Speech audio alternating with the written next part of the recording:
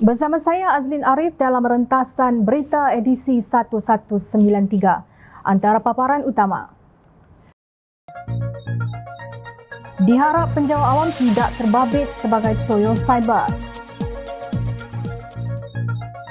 Keliru atau sengaja mengelirukan.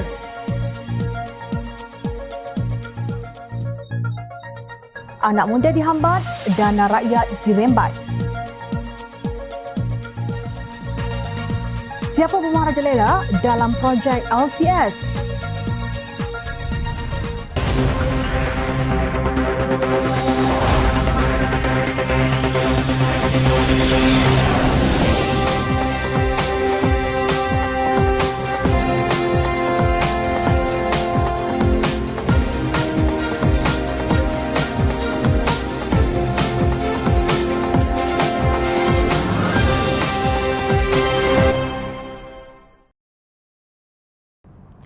Assalamualaikum dan salam sejahtera. Angkatan Muda Harapan menyifatkan tindakan Perdana Menteri Datuk Seri Ismail Sabri Yaakob yang menyeru penjawat awam untuk mempertahankan kerajaannya boleh membawa kepada penyalahgunaan kuasa. Memaksa kaki tangan kerajaan untuk mempertahankan kerajaan Barisan Nasional perlulah ditolak dengan sekeras-kerasnya. Penjawat awam seharusnya berpegang pada prinsip neutral dalam memastikan penyampaian khidmat kerajaan tidak terjejas walaupun berlaku sebarang perubahan pucuk pimpinan. Demikian kata pemimpin Angkatan Muda Harapan yang terdiri daripada Kelvin Yi Lee Wen, Ketua Kebangsaan Pemuda Sosialis DAP Malaysia, Adam Adli Abdul Halim, Ketua Angkatan Muda Keadilan Malaysia, Muhammad Hasbi Muda, Ketua Pemuda Amanah Nasional dan Felix Joseph Sang, Ketua Pergerakan Pemuda APCO. Mereka berpendapat kenyataan Ismail Sabri dalam ucapannya kepada penjawat awam pada Majlis Perjumpaan Perdana Menteri bersama warga Jabatan Perdana Menteri meminta penjawat awam mempertahankan kerajaan keluarga Malaysia daripada pelbagai dakwaan merupakan sikap yang tidak wajar sebagai seorang ketua kerajaan. Menurut mereka, gesaan Ismail Sabri itu dikuatiri hanya akan mengulangi sikap kerajaan Barisan Nasional sejak berdekad-dekad lalu yang akhirnya menggunakan kaki tangan awam yang rapat dengan rakyat seperti Felda, Risda, Kemas dan sebagainya menjadi alat propaganda meningkatkan imej Barisan Nasional di mata umum. Selepas kerajaan BN UMNO tumbang pada tahun 2018, Jemaah Menteri Pakatan Harapan telah memutuskan untuk melarang penjawat awam daripada terlibat dalam politik bagi menjamin mereka kekal neutral dalam sebarang urusan pentadbiran. Peraturan 21/1 Peraturan Pegawai Awam 395/1993 menyatakan larangan perlibatan dalam politik ke atas pegawai kumpulan pengurusan tertinggi dan pegawai kumpulan pengurusan dan profesional, jelas mereka. Perdana Menteri menurut mereka seharusnya mengetahui peraturan berkenaan dan menghormatinya di atas amanah yang dipegangnya sebagai ketua kerajaan yang memimpin penjawat awam.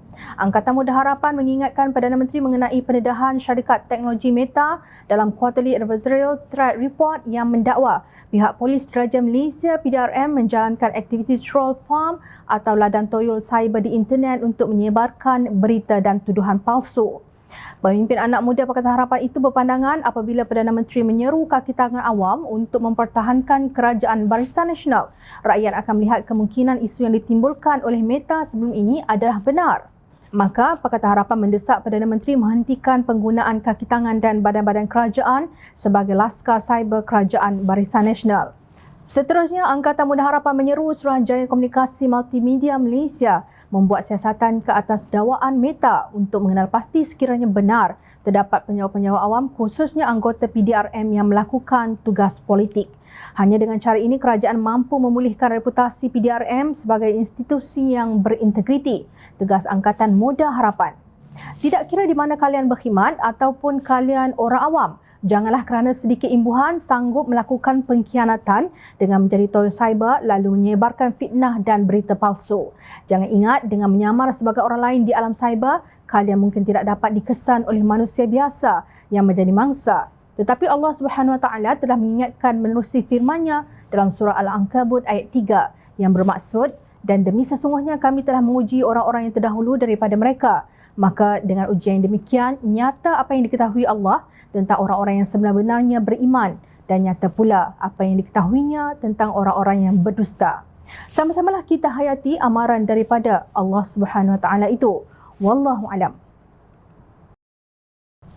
Ahli Parlimen Sepang Muhammad Hanifah Maidin menjawab apa yang disebutnya kekeliruan dalam kenyataan Presiden UMNO Datuk Seri Dr. Ahmad Zahid Hamidi dan timbalannya Datuk Seri Muhammad Hassan yang menyanggah keputusan sebulat suara 5 orang hakim Mahkamah Persekutuan menolak permohonan Datuk Seri Najib Razak bagi mengemukakan keterangan baharu ketika di peringkat terakhir rayuan beliau. Kritikan mereka senada dengan kenyataan Ketua Pergerakan Pemuda UMNO Datuk Dr. Ashraf Wajdi Duzuki sebelum ini. Ahmad Zahid berkata dengan tidak berhasrat untuk mencampuri urusan mahkamah, UMNO amat duka cita dengan keputusan Mahkamah Persekutuan menolak permohonan Yang Berhormat Datuk Seri Muhammad Najib bin Tun Abdul Razak memasukkan bukti tambahan membabitkan Hakim Yang Arif Datuk Muhammad Nazlan bin Muhammad Ghazali menerusi rayuan akhir kes penyelewengan dana RM42 juta milik SRC International Sdn Bhd. Kenyataan Ahmad Zahid ini dibalas Hanifah secara sinis. Pertama, jujurnya adakah YB Presiden dok rasa rakyat kisahkah UMNO rasa sedih dengan keputusan mahkamah itu? Kedua, maaf nak tanya sikit ya. Masa jenayah gergasi kes SRC yang ada kaitan dengan 1MDB merosakkan dan menjahanamkan habis ekonomi dan wang negara serta mengaibkan nama negara, YB dan geng YB dalam UMNO masa tu rasa sedih juga kah? Jika tak sedih, maaf, rasanya tak perlu kot nak rasa sedih waktu sekarang. Malu kat orang je nanti, tempelaknya. Berhubung dengan penegasan Ahmad Zahid bahawa UMNO tidak sesekali mencampuri urusan mahkamah dan percaya keadilan bukan sahaja perlu dilaksanakan tetapi mesti dilihat telah dilaksanakan, Hanifah menyindir. Okey YB, jangan risau, kami akan berusaha bersungguh-sungguh semampu kami untuk percaya ya. Kami try. Timbalan Menteri Undang-Undang Era Pakatan Harapan itu berpendapat mahkamah telah menegakkan keadilan sebagaimana yang dikehendaki oleh Ahmad Zahid. Dan itu pun telah dilakukan oleh Mahkamah YB. Semua orang dapat lihat, YB tak nampak ke bidasnya. Menurut Hanifah, mahkamah sudah memberi peluang secukupnya kepada Peguam Najib berhujah. Malangnya, hujah Peguam gagal meyakinkan mahkamah. Mengenai hujah timbalan Presiden UMNO bahawa mahkamah perlu mendengar semua keterangan, Ahli Pimpinan Tertinggi Amanah Nasional itu menegaskan, ya betul YB, saya setuju sebab tu masa kes sedang dibicarakan di Mahkamah Tinggi dulu tu kena kemukakanlah semua keterangan yang relevan pada masa itu ya. Sebab apa? Sebab masa itu hari bicara iaitu hari untuk semua keterangan yang relevan dikemukakan mengikut tata cara prosedur undang-undang. Hanifah menjelaskan tindakan sedemikian bagi mengelakkan kekalutan apabila keterangan baharu dikemukakan hanya masa kes ditetapkan untuk rayuan. Apalagi masa ada peringkat rayuan yang terakhir iaitu di Mahkamah Persekutuan. Jika Najib masih mahu juga mengemukakan keterangan baharu, menurut Hanifah yang juga berpengalaman dalam bidang guaman, undang-undang membolehkannya dengan mengikut dan patuh kepada 4 syarat. Tak ikut kalau tak boleh YB. Ada fahamkah soalnya? Hanifah menyanggah kenyataan Muhammad bahawa permohonan Najib tidak patut ditolak atas alasan teknikal. Salah tu YB, terang-terang salah. YB kena faham dulu betul-betul makna penolakan secara teknikal. Yang permohonan YB pekan ditolak itu ia bukan atas alasan teknikal tapi atas ianya tidak bermerit. Ada beza tu, ujar Hanifah. Beliau memberi contoh alasan teknikal mahkamah mungkin menolak kerana ada kecacatan teknikal dalam notis usul seperti salah merujuk nama hakim atau salah sebut nama bank. Sebab tu YB orang Arab habaq, ta'alam thumma takalam. Learn first and then you talk, tegasnya. Melihat kepada kelayakan akademik dan pengalaman politik pemimpin tertinggi UMNO ini, sukar dipercayai bahawa serangan terbuka mereka terhadap institusi kehakiman adalah kerana kekeliruan. Malah mereka tahu apa yang mereka lakukan demi mengelirukan orang ramai, kononnya institusi kehakiman di negara ini tidak beretika dan tidak adil. Pada masa yang sama, mereka boleh dianggap menghina mahkamah. Anak muda yang baru mahu membina kerjaya dan keluarga adalah antara pengguna yang paling terkesan dengan kenaikan harga barangan yang tidak terkawal. Ramai di antara mereka hanya mampu kais pagi makan pagi dan kais petang makan petang. Apa yang diperolehi setiap hujung bulan hanya sekadar untuk bertahan pada bulan itu. Sukar bagi mereka untuk membalas jasa ibu bapa di saat harga barangan melambung naik. Justru tidak keterlaluan jika mereka menuntut keadilan daripada pihak kerajaan supaya harga barangan diturunkan. Salahkah mereka bersuara demi membantah kebejatan itu yang tidak nampak di mana penghujungnya? 3 pemimpin anak muda diheret ke mahkamah seolah-olah mereka sudah melakukan jenayah. Justru Angkatan Muda Harapan dalam satu kenyataan mengutuk sekeras-kerasnya tindakan kerajaan untuk mendakwa mereka di mahkamah atas penglibatan mereka dalam demonstrasi himpunan bantah kenaikan harga barang. Mereka yang terbabit ialah Ketua Muda Amanah Muhammad Hasbi Muda, Ketua AMK Batu Lestari Yahya dan Presiden UMSU Muhammad Alif Naif. Mereka dituduh di bawah Seksyen 9/5 Akta Perhimpunan Aman 2012 berkaitan demonstrasi aman turunkan harga barang yang diadakan di Masjid Kampung Baru pada 1 Julai 2022 lalu. Hak untuk bersuara dan berhimpun secara aman adalah satu hak asasi yang dilindungi di bawah Perkara 10 Perlembagaan Persekutuan. Kerajaan sepatutnya mendengar kebimbangan rakyat dan menerima tuntutan mereka, bukan mencari jalan untuk menghukum rakyat sendiri tanpa menyelesaikan masalah yang diutarakan, kata Angkatan Muda Harapan yang diwakili oleh Ketua Kebangsaan Pemuda Sosialis DAP Malaysia, Calvin Yee Lee Wen, Ketua Angkatan Muda Keadilan Malaysia, Adam Adli Abdul Halim, Ketua Pemuda Amanah Nasional Muhammad Hasbi Muda dan Ketua Pergerakan Pemuda APCO Felix Joseph Sang. Angkatan Muda Harapan menyelar tindakan mengheret pemimpin anak muda ke mahkamah kerana mereka bukanlah penjenayah yang berbahaya kepada negara.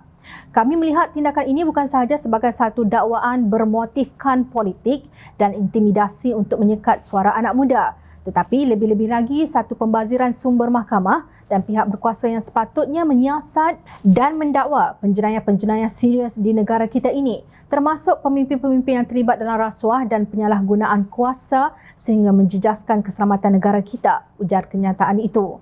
Pada masa yang sama, Angkatan Muda Harapan mahu pihak berkuasa menghalakan serangan kepada penjenayah sebenar negara yang kini masih bebas.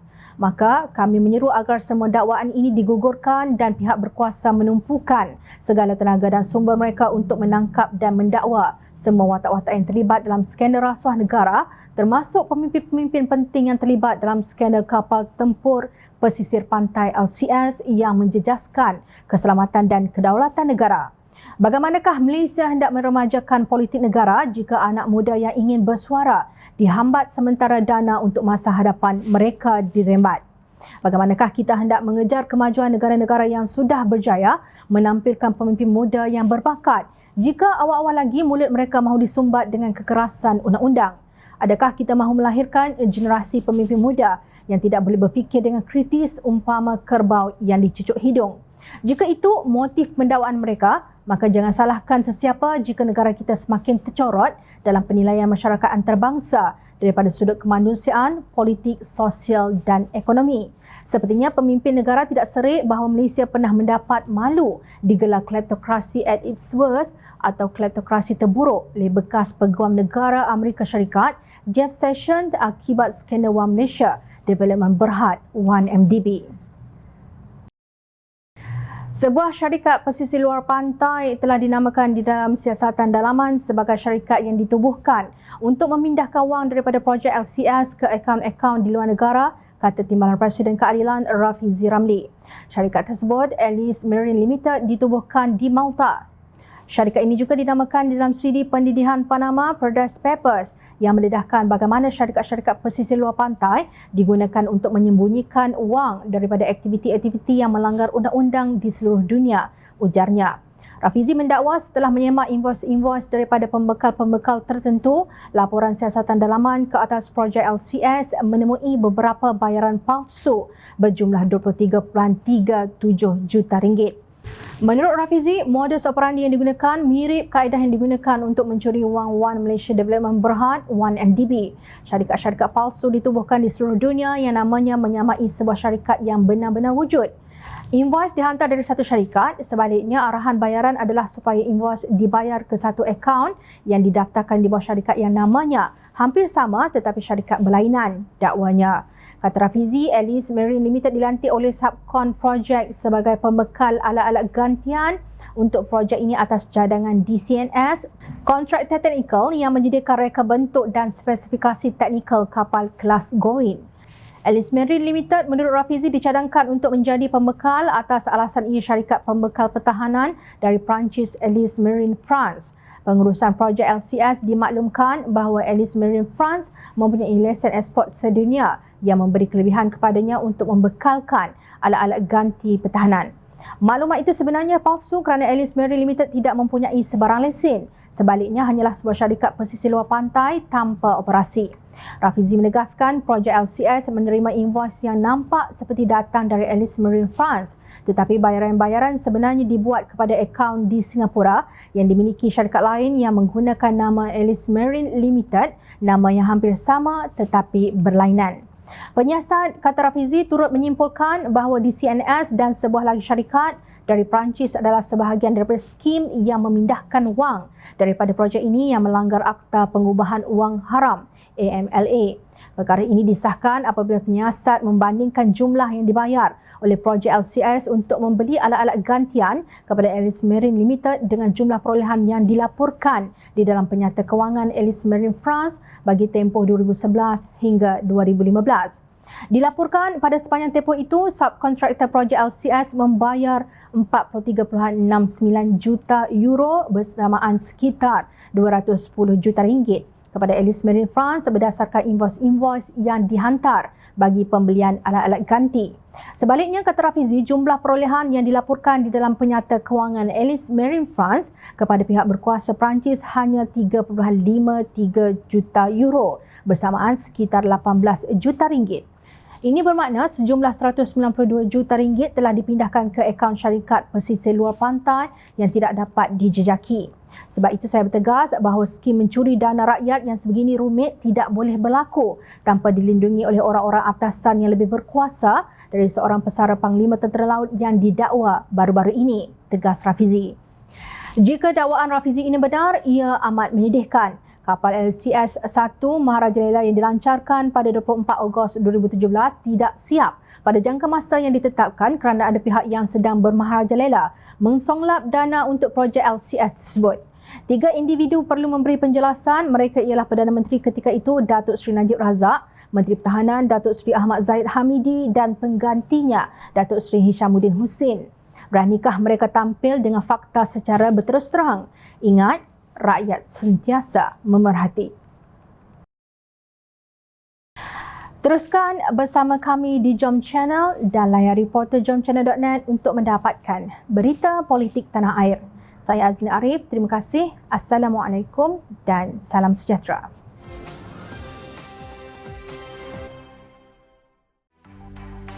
Mencari maklumat dan berita politik yang bebas, kupasan yang tepat, panas. Dapatkannya secara eksklusif hanya di Jom Channel. Komitmen kami, rentasan berita Isnin hingga Jumaat. Berbicara dan isu semasa, kami garapkan secara langsung. Panel-panel berkaliber dan profesional. Interaktif, pandangan anda kami raikan. Jangan lupa bersama kami di setiap hujung minggu dalam edisi khas mingguan. Jom Channel, moving forward, sharing a new experience.